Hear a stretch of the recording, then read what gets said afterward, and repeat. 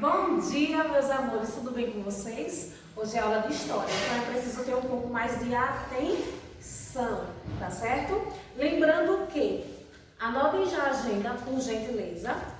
A agenda de hoje, vocês vão responder página 49 e página 50, certo? Página 49 e página 50. E para estudar os assuntos de hoje, nós vamos iniciar com a página 46. O nosso assunto é entradas e bandeiras. Vamos lá? Professora, o que foram as entradas e o que foram as bandeiras? Vamos lá para o conceito, ler o primeiro parágrafo na página 46. O governo português resolveu organizar expedições. Então, o governo em si resolveu organizar expedições, certo? Então, a coroa portuguesa organizou expedições que essas pessoas, esse grupo de pessoas, eles tinham o objetivo de exterminar ou capturar indígenas, certo? Que eles encontravam no caminho, e também eles tinham que respeitar um limite marcado pelo Tratado de Tordesilhas. Ah, professora, mas eu não sei o que é Tordesilhas. Bota lá na página 15, todo mundo. Página 15. Abram aí na página 15. Vou só estar aguardando. Página 15.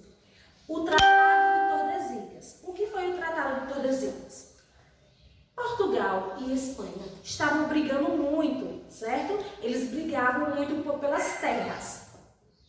Como eles estavam brigando muito, eles conseguiram, após vários encontros e negociações, certo? Conseguiram, lá na cidade de Tordesilhas, assinar um tratado. Ou seja, esse tratado ele estabelecia uma linha imaginária. E no mapa da página 15, vocês percebem a linha imaginária. O domínio espanhol, que é o que está em amarelo, e o domínio português, que é o que está em rosa. Então, vocês percebem, professor, existia essa linha no território? Era cercas? Não, gente. Era uma linha imaginária, certo? Então, o Tratado de Tordesilhas foi esse. E como esse primeiro grupo, essas entradas, que foram chamadas de entradas, era constituída por um grupo de pessoas, certo? E eles tinham a finalidade de favorecer todo o território, ou seja, toda a expansão da colonização. Eles queriam expandir. Então, esse grupo queria expandir. Porém, esse grupo, eles eram enviados pela coroa portuguesa. E como era enviado pela coroa portuguesa, eles deveriam respeitar o Tratado de Tordesilhas, que foi entre Portugal e Espanha. Com isso, nós tivemos a primeira entrada, que foi organizada, né? O comandante aqui foi Américo Vespucci. E ele levou 30 homens, aproximadamente, e entrou pelo Rio de Janeiro. Ele iniciou ali aquela expansão pelo Rio de Janeiro.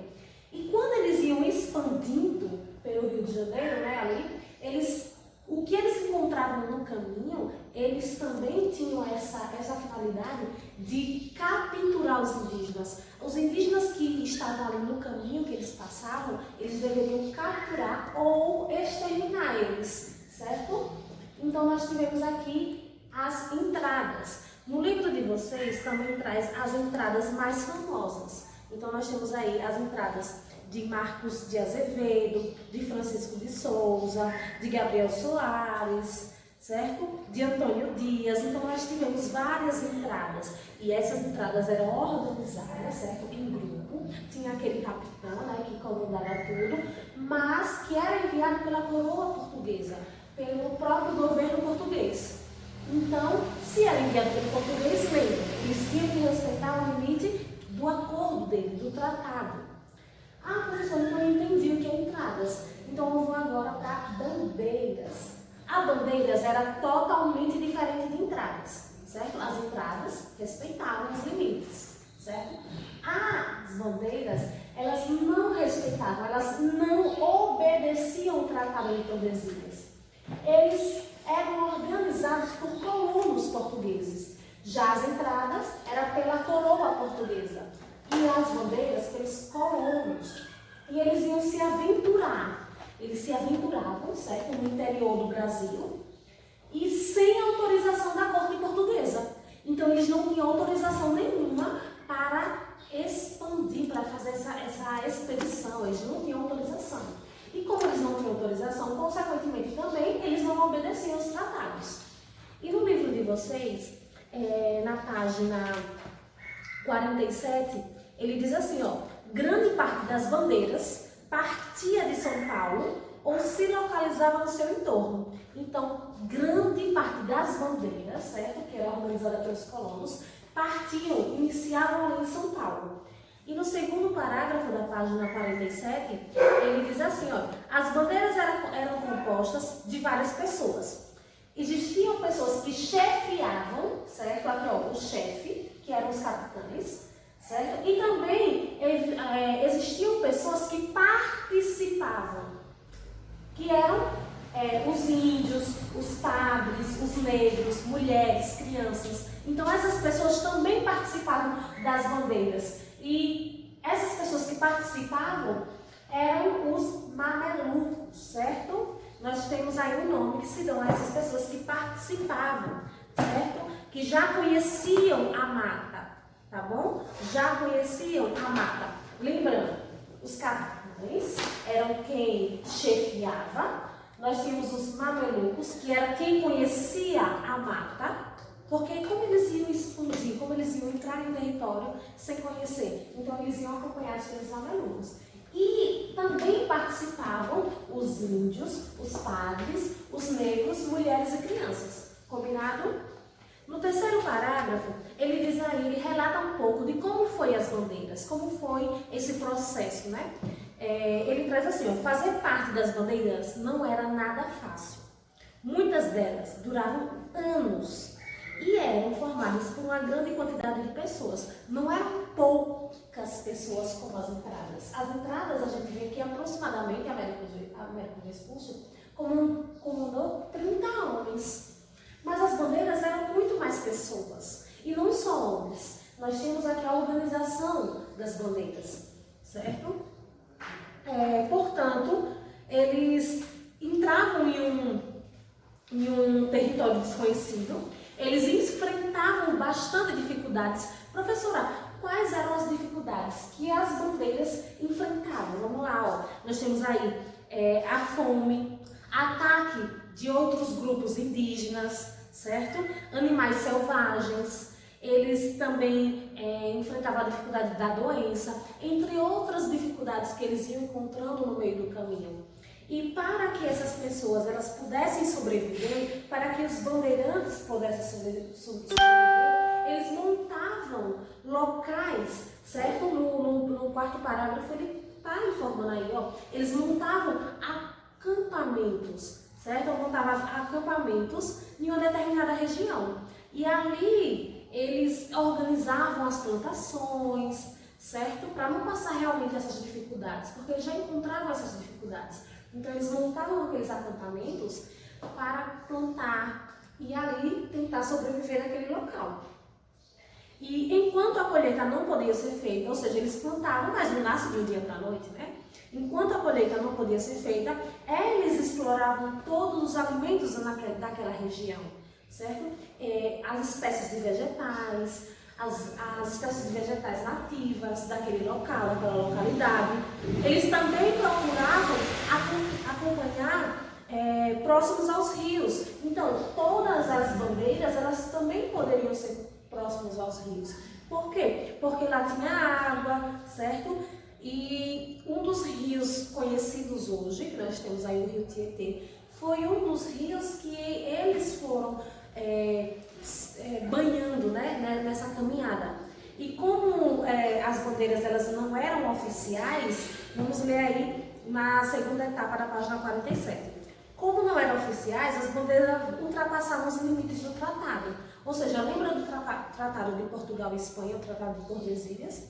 Então, como elas não eram oficiais, elas eram organizadas pelos colonos, eles ultrapassavam. Não é oficial, eu vou ultrapassar. E aí eles ultrapassavam, e aí mais à frente, né, posteriormente, essas terras elas foram acrescentadas para o território brasileiro, combinado? E aí, diferentemente do que se costuma dizer, as bandeiras não povoaram o Brasil, pois estas já eram bastante povoadas pelos indígenas. Na realidade, à exceção de algumas cidades criadas, as expedições despovoaram regiões, pois destruíram tribos indígenas inteiras, vendendo os índios como escravos. Porque as bandeiras também capturavam, porque tinham tribos que eles encontravam e aí tinham essa dificuldade e aí eles conseguiam vencer e capturavam esses índios, certo? Então eles despovoaram aquela região, capturavam os índios e aí tribos indígenas não sobreviviam, né? E eles pegavam aqueles índios e vendiam como escravos. E aí nós tivemos o ciclo das bandeiras, porque nós vamos enfatizar mais nas bandeiras, certo? Nós tivemos os ciclos das bandeiras. Dentro do ciclo, nesse período, ele pode ser dividido em dois: na caça aos indígenas, certo? E na mineração. Qual o objetivo do ciclo da bandeira na caça aos indígenas? Eles tinham o objetivo de aprisionar os indígenas para trabalhar como escravos. Ou seja, eu vou ter o objetivo de aprisionar para caçar, ou seja, eu vou ter o objetivo de aprisionar aqueles índios para trabalhar como escravos. E a mineração tinha o objetivo de encontrar riquezas. Quais eram essas riquezas? O ouro e outras riquezas que nós vamos ver agora. Vamos lá. No ciclo das bandeiras, aí na página 47, eles eram divididos em dois, como nós já havíamos falado. No ciclo da caça aos indígenas, no segundo parágrafo, eles se dedicavam a capturar os índios. E muitos bandeirantes desse ciclo, eles se tornaram famosos. E nessas partes coloridas vocês vão ver um pouco mais desses bandeirantes. Então vocês vão fazer a leitura desses bandeirantes. E depois nós vamos ter aí o ciclo da mineração, certo? O ciclo da mineração, que trouxeram várias consequências. Quais foram essas consequências? Quando eles descobriram riquezas minerais, certo?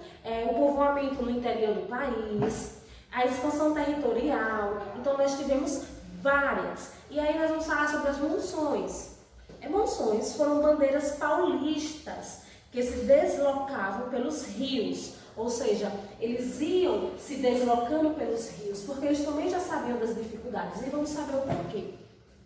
A fim de abastecer, ou seja, a fim do abastecimento de alimentos e instrumentos de trabalho, como pólvora e armas, os que se dedicavam à procura de minérios, porque eles precisavam desses instrumentos, porque se eles iam com a finalidade de encontrar riquezas, eles precisavam de instrumentos para procurar essas riquezas. Então eles levavam todos esses instrumentos de trabalho. Eles eram organizados por Pascoal Moreira Cabral, certo? Os tratados de limite assinados entre Portugal e Espanha só confirmaram as conquistas territoriais dos bandeirantes, resultando na configuração atual do Brasil. Então nós temos aí as monções que foram muito importantes para nós percebermos a nossa configuração atual, certo? E vocês vão ler os ciclos das bandeiras, cada bandeirante e o que eles se tornaram. Então essa é a nossa aula, é preciso vocês fazerem essa releitura para entender mais o assunto. Qualquer dúvida, volta aqui no nosso esquema, vou deixar aqui para vocês um pouco mais, só um quadro, né, para vocês perceberem que podem colocar no caderno de vocês para ser uma forma mais fácil.